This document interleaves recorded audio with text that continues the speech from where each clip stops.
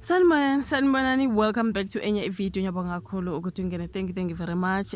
Please kindly subscribe, like video, share video as well. Ngicela ungaskip ama ads mangabe they pop up. Kindly allow them to run.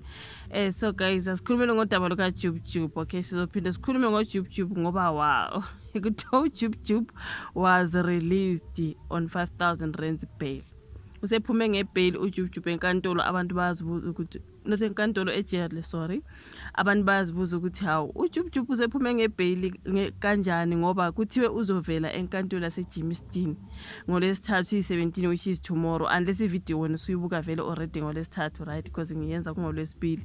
Kuthiwa uJubeJube uzovela enkantolo yaseJimmiston ngolesithathu. Lana sekuthiwa ke hayi kuye kwafaka isicelo thizeni and then angazi kuye kwasheshiswa izinto ngoba phela kuyiholiday you guys. Abantu bathi besingakwazi ama einkantolo ziyavula on holidays. Okay, kusho ukuthi nje bebevulile for uJubeJube.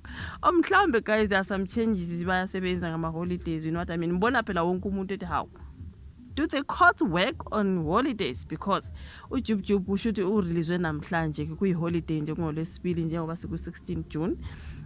So wow, okay, everyone is like wow. Nami ngiyamangala you guys, mina bengisalinde ukuthi kusasa ngizobe ngibheka uJubeJube enkantolo mevelile nje bakuthi uzovela kusasa. Sengibona phela nangu kuthiwa he was out on bail, on 5,000 rands bail. I'm like how usededeliwe ngebail ngeholiday nakhona. So asazi guys phela izinto yazenziwa ngendlela ehlukile futhi nje according to abantu abaningi zabethi phela kuya ngokuthi ngubani sometimes. Okay, this is Jupe Lama Sweet.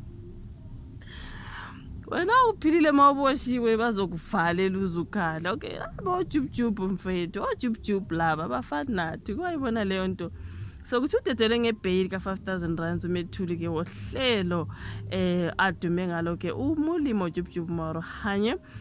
Kuthiwa ke ngemva kokuthi inkantolo enkulu yaseGauteng ilalele isicelo esiphuthumayo, okay, mayelana nokubambezeleka kokuvela kwakhe kokuqala enkantolo. Anti kwakuthi uzovela ngomsombuluko, uboshwe kwakuyi-weekend uJubeJube eboshwa, kwathiwa uzovela enkantolo ngomsombuluko. Kuthi uma kufika lo msombuluko sizwa kuthiwa no, kuthiwe ke kuhlehlisiwe uJubeJube uzovela ngolesithathu, which is tomorrow as I'm recording. Ngibona nje lana kuthiwa hayi usededele ngebail, right. So kusho ukuthi kunesicelo esiphuthumayo esiye safakwa nakhona kukwenziwe konke lokhu on a holiday, okay, according to everything ngoba into yanamhlanje phela izolo besaseboshiwe, izolo besaboshiwe njengoba sikhuluma. Ushuthi yonke into yenzeke namhlanje kuyi-holiday, that's why abantu abaningi bethi hawu amakhothi on a holiday. Oh really? Okay, so namangazi bafowethu kuthiwa so lesi sinqumo esikhishwe ngolwesibili njengoba ngisho holiday ngoJune 16 siza ngemuva kwezinsuku ezimbili kuboshwe uJubeJube,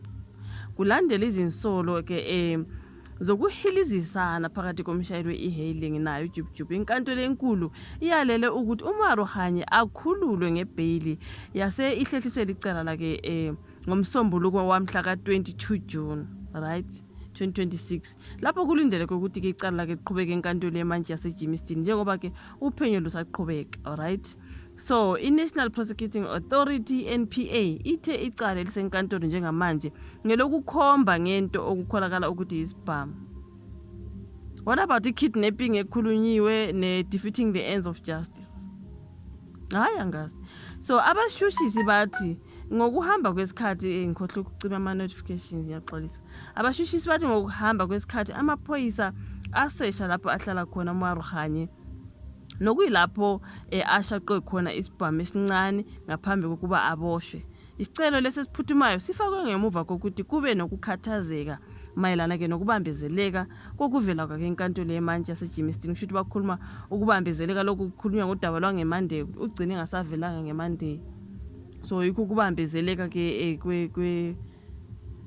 kokuvela kwakhe enkantolo kwagcina sokufakwa ke isicelo esinjani esiphuthumayo ngoba hayi ngibona wonke umuntu ethi hawu uJubeJube ukuthi usefaka isicelo esiphuthumayo ngeholiday nje usekhululiwe ngebail ka 5,000. Hayi asibone ukhona othe uJubeJube udedele ngebail ka 5,000 rands namhlanje. I'm sure uyazibuza ukuthi kanjani ngoba iholiday namhlanje. Ngifunda into ebhaliwe guys, Emva kokuthi kuthiwe uzovela enkantolo kusasa besho Wednesday, uJubjub beseya enkantolo ephakeme eyofaka isicelo esiphuthumayo ukuthi kumele anikwe ibail ngokusheshsha. Ubekhala ngokuthi why engavelanga izolo ngeMonday. So ushuthi uye waba nje nokucomplain ukuthi hawu why kuye kwahlelisela to Wednesday yena bekumele vele ngeMonday. Wafaka ke leso sicelo esiphuthumayo then wathola ke ibail ka 5,000 ungaphandle nje uzovela ngomhla ka 22. So ukuthi ubekhala ngokuthi wayengavelanga inkantolo yasibikhipha isinqumo ke sokuthi akakhishwe ngebail ka 5,000. Okay, hayi iyona ke guys indaba ekhona ngoJubjub. Sokusho ukuthi ke sesizozo ke lapho ke ngomhla ka 22 June ukuthi was going on, ukusho ukuthi nje yena sikhuluma nje hayi usengaphandle uJubjub ngebail. Bafethu kukhona abathi hayi kuya ngokuthi ngubani awusazi yiwo lama brand envelope akhulunywayo noma mhlambe ngeke wonke umuntu uthi how on a Tuesday June 16 hayi kwaze kwamangaza bo. Besicabanga ukuthi it's holidays amakhotha avaliwe, kodwa ayavulela uJubjub ukuthi afake isicelo esiphuthumayo avela akhishwe ngo 5,000 rands bail. Kumnandi thina besingobani. Angithi mina ngikhuluma into ebhala lwelana bese ngiyake kuma comments abantu ngibona ukuthi abantu bakhala bethi yonke nje le ngishoyo ngengiyifunda nje lami abantu bayakhala bathi how ngo June 16. Okay, hayi khona we understand, but anyway ngiyabonga ukuthi ibuka ivideo. Ngicela la kusubscribe ushare sesolinda ke umhla ka 22 June ila ke uJubjub azovela ke khona enkantolo. Ngiyabonga kakhulu guys. Ngicela ulike ivideo, uyisubscribele, uyishare futhi usharele kwabanye abantu kanti nama ads ungawaskiphi. Thank you very much. Asibonane ku video elandelayo. Bye.